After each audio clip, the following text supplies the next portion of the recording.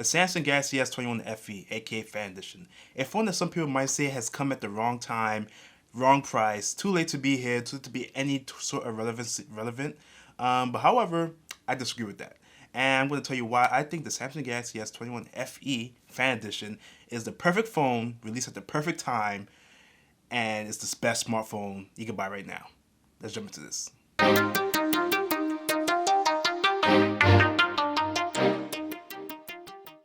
Alright, so the Samsung Galaxy S21 FE edition is the successor to last year's S20 FE edition, which was rave reviews. The S20 original one was a very loved phone because it fixed a lot of things that was wrong with the S20 lineup. Because the S20 lineup was not a very loved phone, so when the fan edition came out, it fixed a lot of the wrongs and a lot of people loved that device.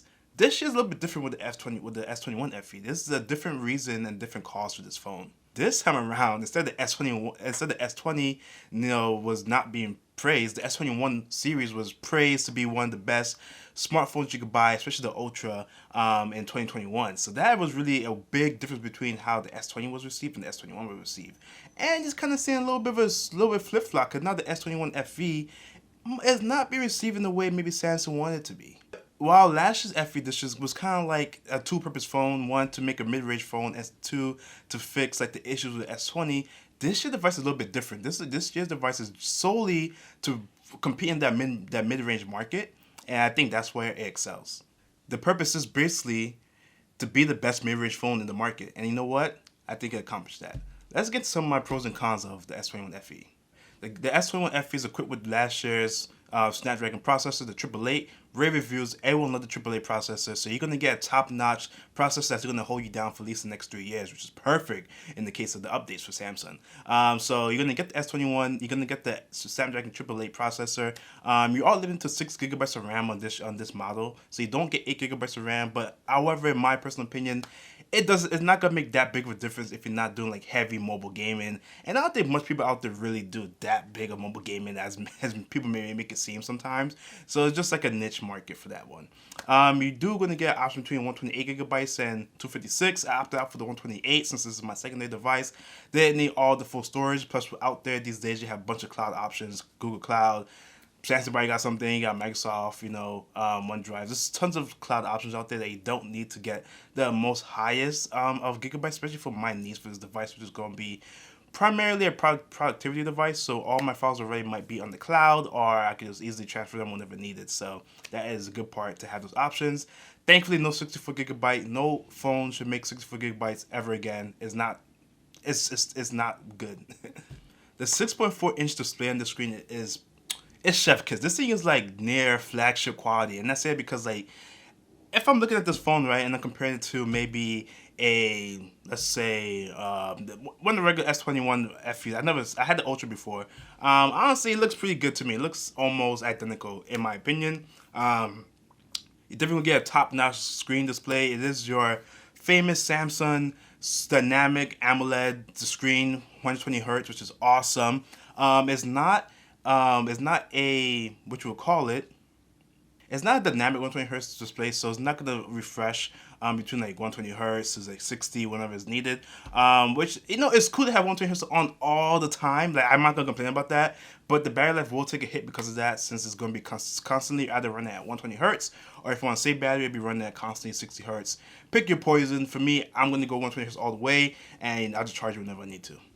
And the design of the phone is very similar to the rest of the S21 lineup. You have your traditional, nice classic S21 look with the camera bump that flows over to the edges to the bezels and the sides of it. Now this one, since it is plastic, is not a continuous design. There is a separation between the back of the phone and the sides of the phone, which it's okay. It's plastic, it's $700 phone in the mid-range category. You're not gonna get all like aluminum, metal, all that stuff. So for what it is, it still looks pretty nice. The color options they have are awesome. You have olive, you have like a purple, you have a navy, a black, and a white. I opted out for the black one. I really, really wanted the purple or the navy or the olive, but I can't wait to get stuff, so I wanted it the same day, and the only option I have for same delivery from Best Buy was the black, so I opted out for the black one. And to me, the black still looks perfect.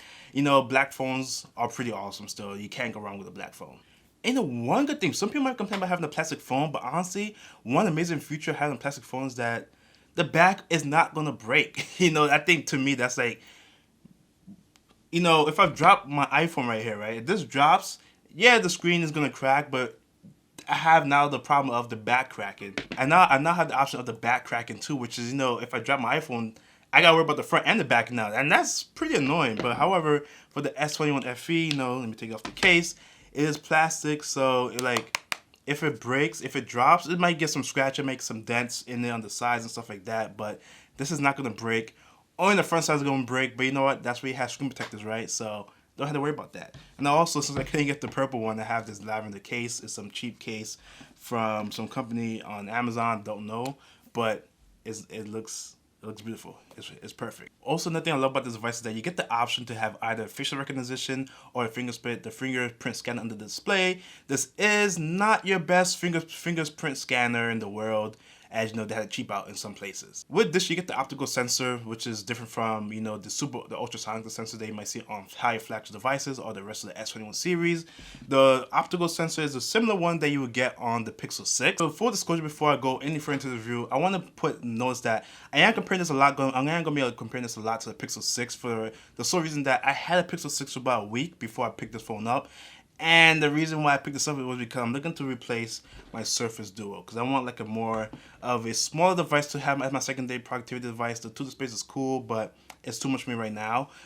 So I'm trying to opt for a cheaper mid-range phone, and I'm deciding for the S21 to try it out. And you know what? I'm going to be comparing it to the Pixel 6 a lot because I ran into a bunch of issues with my Pixel 6 that I'm going to be noticing here too. And one of them, was a fingerprint scanner. People complain that it's slower, but look. Let me see if I get this good frame. Look at Samsung's, okay? That quick. The Pixel will take a little bit longer. You had to hold it for a little bit longer. Even Samsung's optical sensor is faster than the Pixels, and Samsung is making it top notch. So I can't complain about that. It's it's not ultrasonic, it's not super quick, but it's still good enough, and it's gonna get you to open your phone right away.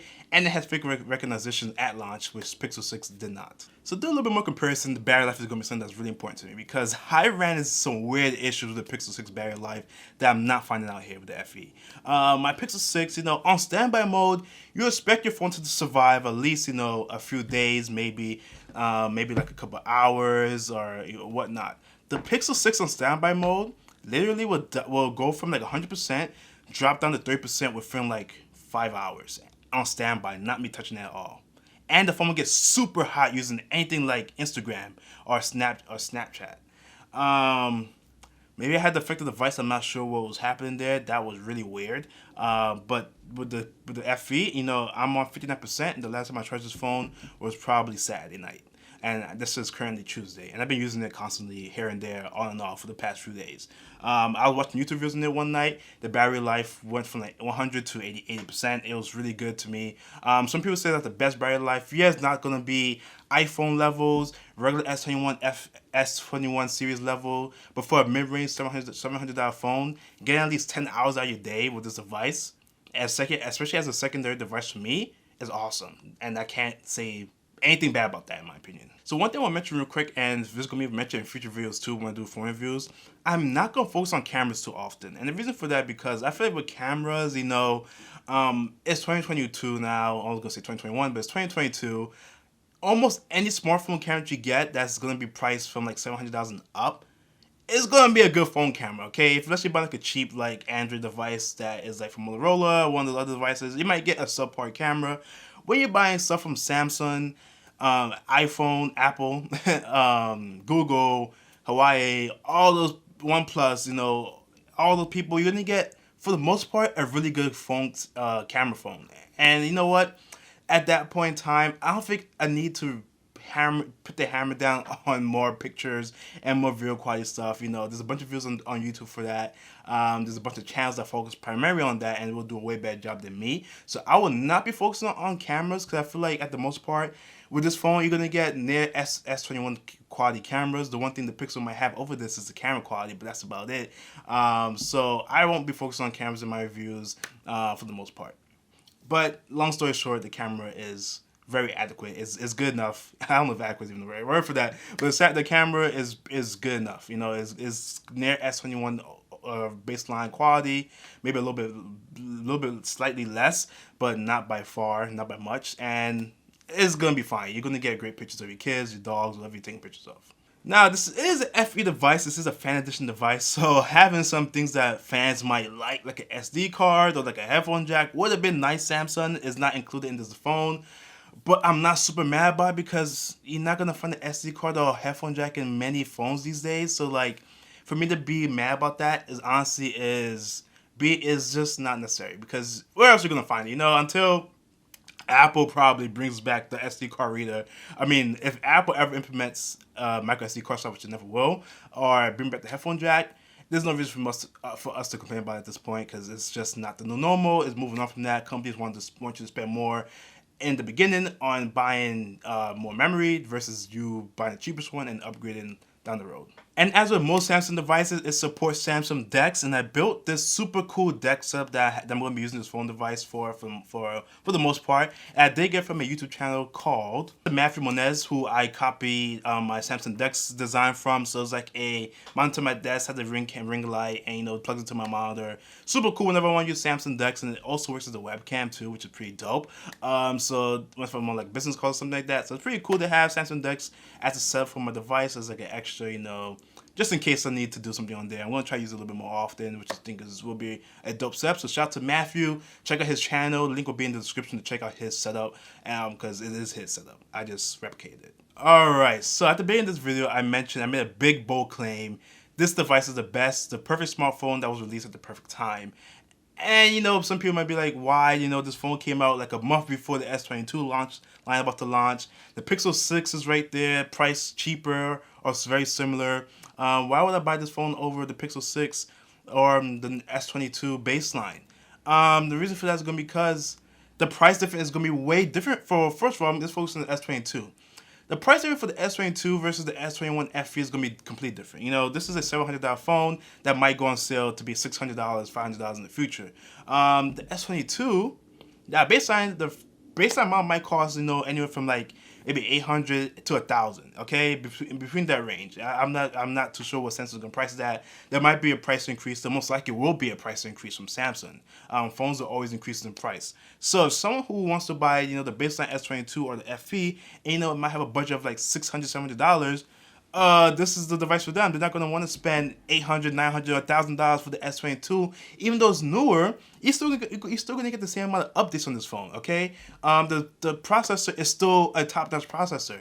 I don't like how sometimes reviewers, or not reviewers, but I don't like sometimes in the tech world, when a new chipset comes out, people just pretend like the old chipset wasn't that great. No, the old chipset is super good. One of Snapdragon's Qualcomm's best processors out there, and to knock it down just because the 8 Gen 1 is out there, no, it's still gonna be really good. You're still gonna get top-notch performance. You're still gonna get good stuff. Only thing that might slow it down in the future is some updates from Android, but hopefully Samsung can refine it to make sure that it runs smooth, similar to how Apple does on their phones, the older phones. And now moving to the competition with the Pixel 6. If you haven't been noticing out there, people have been saying, MKBHD made a whole big tweet about it, the Pixel 6 is very buggy. And even in my personal experience, when I used the Pixel 6 for a week, it was a hot mess, man. The battery dying so quick. The phone getting super hot off of things like Instagram. Come on, man. That's a problem. Like, to me, that's a real problem. I don't know what kind of cooling system is used for like the tensor chip, but in my opinion, it was horrible. The phone would get super, super hot in my hands like it's going to burn me. I don't want my phone to be super hot while I'm using my phone, man. When I'm using this, it doesn't get that hot. It's the same temperature that it always is. If it's off, it's gonna be nice and cool. My phone shouldn't get scorching hot while I'm using it. Okay, Google, I don't know what happened there. Quality control needs to be figured out something because that was annoying. The software bugs also not that great. That's okay. We'll get to know each other over time. Google is upset at me. I'm sorry. But I'm not gonna say Google's name no more because. But what I was saying, I'm a little bit scared I was talking bad about Google because they're watching me. No, in all seriousness though, yeah, I don't get those problems with the FE. I'm sorry. Like Samsung, refined the devices, and this is another reason why I think this phone is better than the Pixel 6. Samsung spent a whole year making sure the S21 line and the software was top-notch and perfect, refined, and amazing. When you purchase this phone for maybe $100 more than the Pixel 6, you're paying for the extra $100. You're getting a way better phone. You're getting a more phone that is already going to be amazing to use out the box. You don't have to wait for updates down the line. It's going to be perfect to use, and you get Android 12. You're going to get 3 years of updates. In my opinion, I'd rather spend $100 more to get a more refined device versus something that, you know, I have to wait for future updates. Like NKBHD say, don't buy something before promised stuff in the future. Buy it for how it is now, and that is this device, which is already perfect in my opinion. When I picked up this device from Best Buy last week, you know, I got an extra $100 gift card from Best Buy for a deal. Look, free money, I'm going to take the $100 gift card, buy something else with it. You know what I'm saying? That's the perfect deal to me. And then on Amazon right now, there's also, I think a few days ago, I don't know if it's still there, but you could get $100 off from Amazon, which is also dope too. So the phone been out for maybe like less than a month, and there's already deals out there to save money. You could trade devices with Samsung. You could get $100 from Best Buy, maybe $100 off from Amazon. Maybe other places might be doing the same thing too.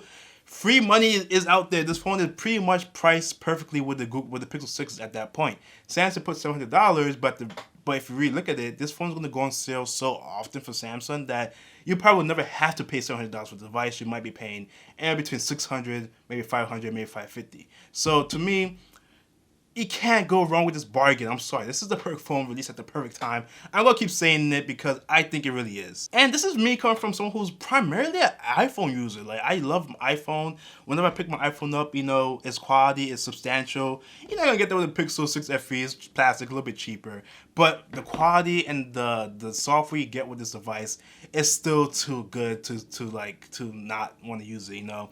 And, you know, I'm coming from the also a buggy mess, the Duo 2, and using Android here just does not feel smooth, doesn't feel nice. Microsoft is not really good. We're tweaking Android to their best of their abilities to make it good for them. We know who is?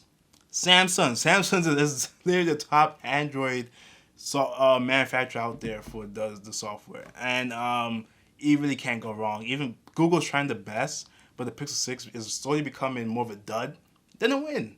But the FE, in my opinion, is a perfect win in the mid-range market. So, like I said before, perfect device released at a perfect time. You're going to get 3 years of updates because it was released in 2022. And the Snapdragon 888, to me, is going to be a processor that's going to last you for those 3 years. And just going to hope that Samsung continues to make sure the software runs smooth on the 6GB of RAM that the FE has. And Samsung achieves that, and they put up updates at a timely manner. This is going to be a really good device that you can have for the next 3 years, maybe 2. So who is this device for? The consumers out there who's looking for a nice, clean device that won't crack back when it drops, the phone that won't have a crack back when it drops, decent battery life, good cameras, awesome display, future-proof with the processor and the updates. We'll go on sale fairly often, so if you don't want to spend full price, look for a sale. This is the device for you. This is awesome. I love the S21 FE. If you had the S20 FE, look into upgrading. You know, it might be nice. If you get it for a cheap price, maybe for a trade-in, look into it. You're going to get more updates for it. You're going to get a newer chip, and you're going to get some decent cameras out of it too, and good software. So I think it's a great device. I think this is the perfect time for people who want to get into Android, looking for a secondary device, to pick up the S21 FE for a cheaper price. Skip the Pixel 6. Don't wait for the S22 if you're on a budget. It's not worth it. You're going to spend way more money than you want to. And I think you should just stick with the FE. So this is my review of the Galaxy S21 FE Fan Edition. Hope you enjoyed this. If you did, please like and comment and share this video with your friends and family. It would be really appreciative. Leave a comment on your thoughts on the Galaxy S21 FE and if you think it was released at the wrong time. If you think so, let's talk about it. I want to have a discussion with all you in the chat. So leave a comment below. Thanks for watching. It's Quade. Peace out, y'all.